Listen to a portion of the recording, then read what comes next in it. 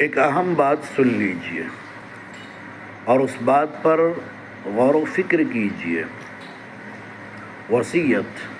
وصیت آپ جانتے ہوں گے، نہیں جانتے ہیں تو میں آپ کو بتا دیتا ہوں۔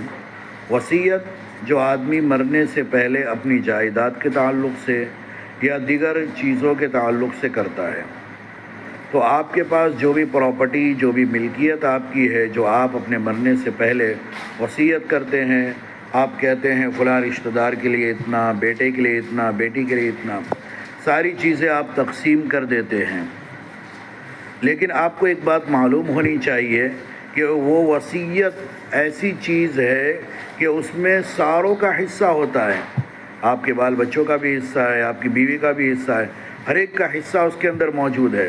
کس کا حصہ نہیں ہے؟ آپ کا خود کا اس میں حصہ نہیں ہے۔ جس مال کو آپ نے اپنے لیے جمع کیا اس میں آپ کا حصہ